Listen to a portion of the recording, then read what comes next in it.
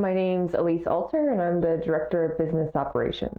So a little bit of background on the what I know about Aliese is that we were looking for a product manager, and Aliese had developed a very in-depth product in a kind of unconventional role where you would see like a software product. And now she's like, I don't want to say a bad word, but the the chief of staff per se at DNSFilter. Wow, So no how did pressure. no pressure. How did that all kind of come to be, like that journey? Tell me a little bit about it. Yeah, so I have a non-traditional background. A lot of times when you think about people and their career progression, a lot of times you grow up, I think, thinking about a ladder. Like you start here and you kind of climb your way. I saw this analogy one time and it stuck with me. It's been a little bit of a jungle gym. So I haven't always gone up, but I may have gone like side to side or like completely on the other side. So I have a really diverse background. But the core of all of those different positions has been the need for standard process. And I think people think that sounds really regimented and scary, but like we do process every day. We go into the grocery store, we know we have to get in line, we have to pay. Just like little things in your household, with whoever you're living with, you have a process of like, how do I know when I need to add something to the grocery list? Or do I not have a grocery list? Like there are just things. And for me, that's been instrumental. I think it does come a little bit natural to me because I can be a creature of routine. So like process feels really good to me personally and professionally because I know what to expect. I can find areas that aren't working or there's an opportunity to improve it. And I can just look at data, and it kind of tells me where those gaps are. So I think being able to, number one, have a diverse background has allowed me to be a bit of a generalist and embrace being a generalist, being able to kind of tap into different places. And then also just having like just a knack for process and enjoying it, because it's like an immediate reward. Like you can find something a bit chaotic, you can put a little process on top of it, and then it's not chaotic anymore. You can keep doing that throughout the business, and that's really going to posture you to scale up. That is a great explanation, and I love that you touched on process. So let's kind of go into that. Aliese is really instrumental in making sure the processes throughout DNSFilter's teams are like working smoothly, well-oiled, and they're serving their proper goals. So let's talk about what are some of the processes that are the easiest to, well, create in the first place. What are some of the areas where people should be looking to add a process? Yeah, no, that's a great question. People are like, where do I start? And again, it's always seems so scary because when you think of process, I think people inherently think of like this very regimented thing, do this, like almost robotic. And that's really the opposite of what it is. It's more so becoming a behavior, like a repetitive behavior that you're creating. And so the easiest way to start is think about these activities that you do routinely in your business unit or your organization. And a lot of times that comes down to how do you receive internal and external stakeholder requests. Like that's a very common one. And that's something really easy to implement process on, because it will give you immediate results. Like you'll find that you have improved productivity, better time management because you're able to organize kind of like the now, but also the later. You can have better agility, especially being in a startup or a business that's scaling up really quickly, your agility. So things are going to change very rapidly. And if you have a standardized routine process in place, you can respond better to those changes. So really the short answer is just look at these common activities. Would it improve your life or others to kind of have a process and expectations around it? Then that's pretty much where you should start. Yeah, where to start? That's the perfect segue. And I would dive deeper in that, but I think you covered it pretty well. Like, where do you start? It seems like it's almost obvious where to start. Like the things that are just appear chaotic to you, you're like, oh my goodness, like I do not want to have to do that thing. That's the type of things that need some type of structure around them so that they operate smoothly without you manually intervening all the time. Exactly. Yeah. Don't overcomplicate trying to figure out where process goes. Like, it should just speak to you really and be like, oh yeah, that's where I should start. Process speaks to me. I think you should have that on the wall behind you. Yes. Maybe get a t-shirt for that one. So like that's where to look for process. Let's talk about why to look for process. And you touched on this a little bit, but let's dive a little deeper on why process matters. Yeah. So, yep, I did touch on like the productivity, the agility, better time management. But then there's, that's kind of, if we get a little bit more deeper into that, you can have outputs with that process that tells you things. So data, but we'll dive into that a little bit later. But also just increased transparency, right? Because a lot of it is going to be process, and typically you're going to find involves more than you, right? You're receiving something from somebody. There's some type of activities, that has to flow through before it comes back full circle to that initial person. And so when you have a process that's standardized, it increases that transparency, because say that I am the person that's submitting this request, I can theoretically and hopefully understand where that activity is or that task is at all times. So I have a visibility into what's happening. So that makes it really easy, because I'm not like reaching out, hey, Mikey, what's up with this? Like, that's interfering with your work.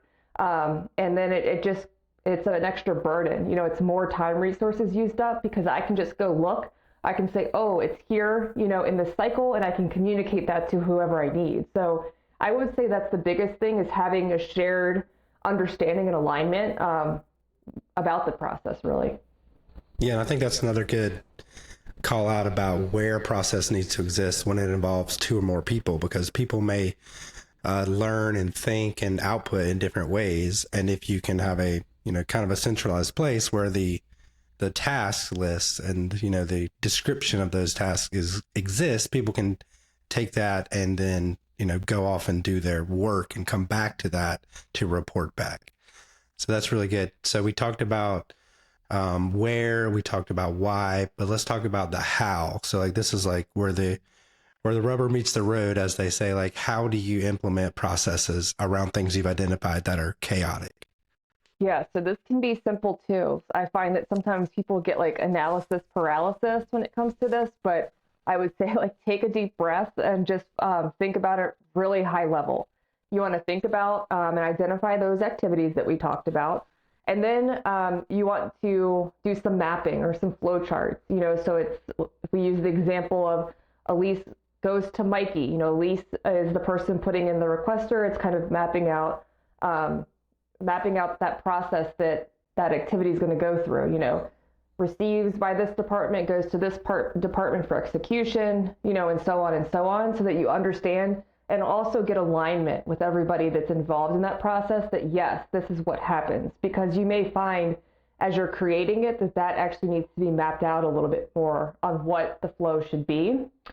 And then you want to execute this ideally via software like Jira or Asana. You want to harness tools because they're made to do this, so you're not recreating the wheel. And then they also have data that they can output to help you optimize your process. Then you get your process in place. You're going to monitor its effectiveness. You want to understand change management. If there are things in that process that affect other departments, you want to figure out how you communicate that. So again, process is all about like alignment, not just those people involved in that direct flow, but there's other stakeholders that are going to be impacted. So you want to analyze that and figure out how you can improve that alignment throughout your business. And then you're going to get to optimizing. So you're going to want to look at problems that are consistently happening, opportunities for improvement. And that's like a repeating cycle, because the process that's there today, those activities that you complete today are going to change probably in 6 months, a year, so on and so on, as that process or those activities become more mature and as your business needs change. So you want to make sure that you're continually assessing it and making sure that you're meeting stakeholders' needs. Absolutely. And I was thinking there's a multi-billion-dollar industry that creates tools that help with this process. So seek those out and evaluate which ones are best for you and use them. Definitely. And then you also touched on kind of like the next segment I wanted to talk to you about, which is measurement and metrics. So you were talking about change management and monitoring, which results in an improvement of said process that you've already created. So let's talk about like what is important for a business to measure. Yeah. So you want to kind of look you and your business unit in the mirror, because like you should kind of know what the business expects to be measured. And that could be something simple like if you have to produce X number of things a month, are you producing those, that kind of data. But then you may also want to improve things like your efficiency, or you want to understand like where your requests are coming from. So it's kind of what are the answers that your business is looking for? Generally, when you talk about this process, can you answer those now or can you not? And what needs to go into that data collection, like that form that you receive or the brief that you receive, whatever you're using to collect the data to support this task through its activities. But I would say you can really start basic. If nobody's asking you those questions yet, or you're just not sure, do not overcomplicate it. Like, don't fill it with so much data, because you want to start basic, and then you want to be able to build on top of it, because your data should serve the business, right? You only want to produce data that's going to be used. Otherwise, it's just sitting there. So I would say look at where your requests are coming from. If this process you're going to build out first is something for internal or external stakeholders, what are their personas? What departments are they in? Understand who it is that you're serving with this process if you don't know yet. How long does it take someone to complete this task or these tasks in this process? That tells you like what your cycle time is. Things like that, just starting very basic, and then you can start to understand what your team or your org's capacity is. Once you kind of get that data built out, you can get a bit more robust and understanding like future, kind of looking at the future and how your process and what can you do in a given month or quarter. Yeah. So you're like really the immediate goal is to like get a baseline of Yes. productivity. And from there you can expand. But what are some key metrics that you look at like on a daily basis? For us, so business operations is a really unique organization in the sense that we have almost a piece of every major function in business operations. So we serve marketing, sales, finance, customer success, general business. And so we are always wanting to understand who we're serving month by month. So marketing and sales continue to be some of our largest requesters and organizations that we support. But we also look at data that we provide. So we create reports, for example, for different organizations to utilize to monitor the success or behaviors of their organization. And so we look at those, because those are indicators of the overall business. And so I'm speaking very broadly because you want to look at metrics that either you're measuring for your organization or that are driving your business. So business, since we do dabble in all of these different business units and organizations and support them, we're looking at sales, marketing, financial data, reports that we build. And then we also have, this is when I talk about process getting more mature, is once we got our process in place, we've realized that sometimes there was some key attribute data missing, so like, for example, your billing system and your billing system and Salesforce, for example, syncing up, or things that are connected. We built a report that shows us when something may be broken so that we can be on top of it before someone comes to us. And so that's something that you think about as you get more mature and being more proactive instead of reactive.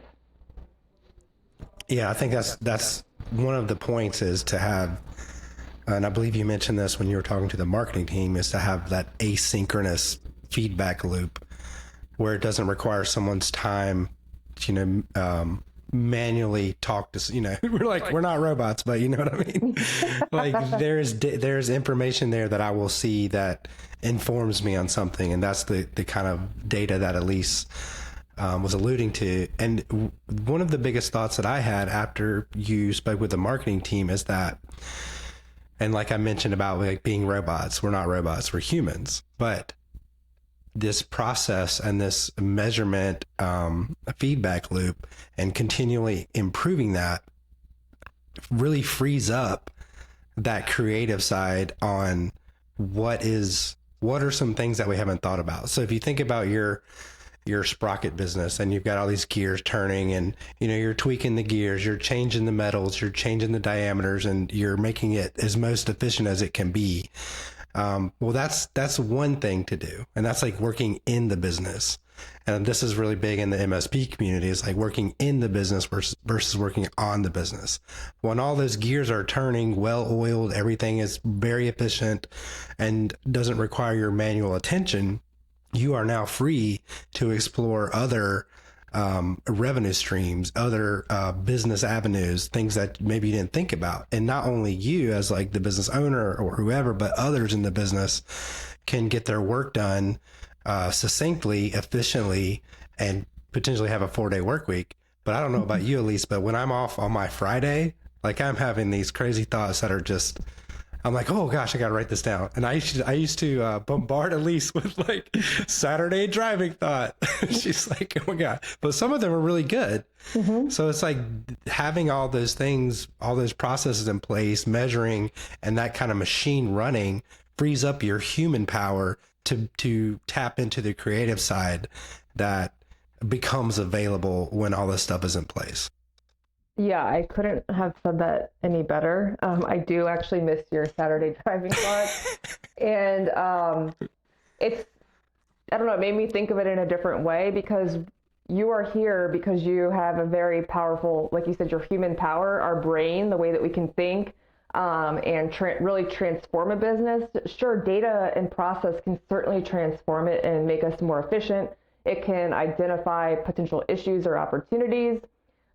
It could tell us where there's a gap, but as far as telling us about something that Mikey's going to think of while he's driving on Saturday, process isn't going to do that. So you really honed in on the point that it can make us more productive in the areas that the business needs us to be productive. And so those Saturday driving thoughts have, believe it or not, people, like it has actually resulted in improving the way we do our business in more creative ways. But I can't share those because they're secret. Super secret DNSFilter tricks. Exactly.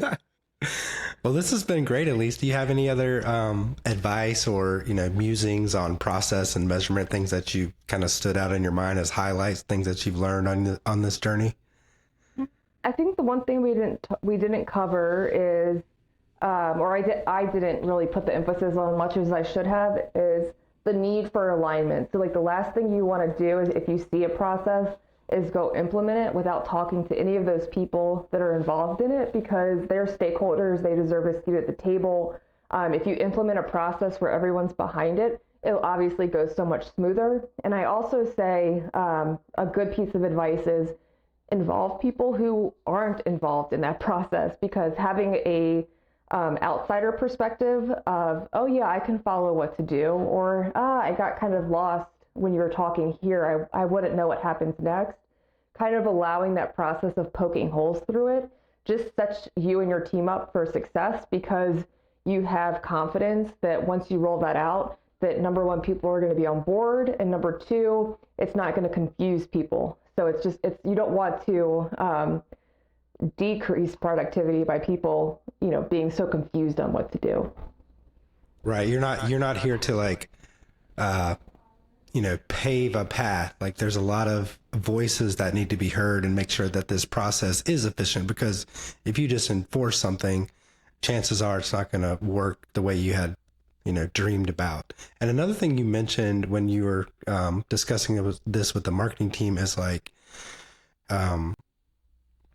you need to think this out. If you're watching this and you're like, this really makes sense to me, and you've already thought about the pieces of your business that are chaotic, and you're like, I'm going to jump in and I'm going to go do this. I'm going to send emails to these people and I'm going to, try out this tool. Like, slow down. Don't go jump into that. And Aliese mentioned this specifically. Like, you guys are probably pretty psyched right now. And we were like, this is great, Aliese. And then, but she's like, don't go out today or tomorrow and just start implementing a process. Like, just take a step back, converse with your stakeholders, and map this out. It's not a sprint, it's a marathon. Like, your business is a marathon, and the more efficient you can get those processes, great. But that's going to take time, and just be aware of that. Exactly. Yeah. No, I'm glad you covered that, because it can be exciting. But yes, you want to make sure that you've kind of gone through that due diligence before just rolling it out. Absolutely. Well, thank you, Aliese, for your time. I really appreciate it, and I hope the audience did as well. All right. Thanks for having me, Mikey.